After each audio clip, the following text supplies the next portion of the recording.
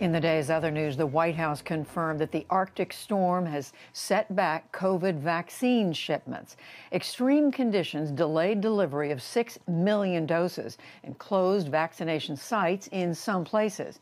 But in a virtual briefing, presidential advisor Andy Slavitt said he is confident of catching up. Now, as weather conditions improve, we're already working to clear this backlog. 1.4 million doses are already in transit today, and we anticipate that all the backlog doses will be delivered within the next week, with most being delivered within the next several days. President Biden toured a Pfizer vaccine manufacturing facility today in Kalamazoo, Michigan.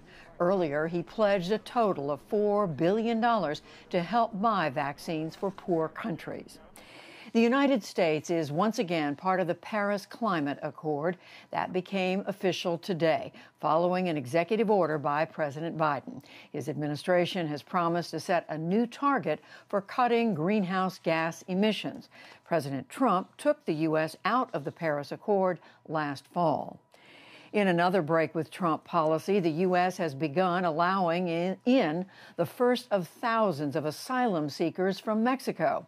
They had been waiting there for months or even years while their cases are decided. The policy change affects some 25,000 migrants. Initially, a few hundred a day are being processed. President Biden appealed to the world's democracies today to tackle new challenges or risk becoming relics. He addressed the Munich Security Conference via video link and called for action on economic troubles and the pandemic. He also pledged a new American approach to NATO in his first major global appearance since taking office. I know the past few years have strained and tested our transatlantic relationship. But the United States is determined to re-engage with Europe, to consult with you, to earn back our position of trusted leadership. The president charged that Russia is working to undermine NATO and that China is using coercion and economic abuses to gain dominance. The U.S. Justice Department is alleging a broader conspiracy among the far-right Oath Keepers militia in the storming of the U.S. Capitol. 6 more people were indicted today. They allegedly plotted to use military-style tactics in a bid to block Congress from certifying President Biden's election. The U.S. Capitol Police Force has suspended 6 officers in the wake of the Capitol attack. Today's announcement says that they are among 35 officers being investigated for how they responded to the assault by extremist Trump supporters. Social media videos appear to show some officers escorting rioters into the Capitol. Ride-sharing giant Uber has lost a major court fight in Britain. The country's Supreme Court ruled today that Uber drivers are in fact workers entitled to minimum wage and benefits rather than independent contractors. Last year, Uber defeated an attempt in California to treat drivers as full-fledged employees.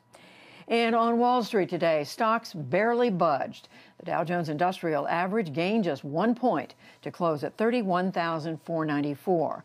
The Nasdaq rose 9 points, and the S&P 500 lost 7. Still to come on the NewsHour, health officials try to rebuild trust of vaccines among indigenous Americans. The U.S. military grapples with a rising epidemic of sexual assault within its ranks.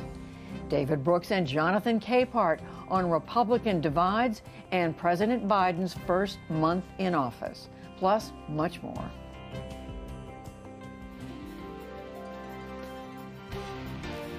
This is the PBS NewsHour from WETA Studios in Washington and in the West from the Walter Cronkite School of Journalism at Arizona State University.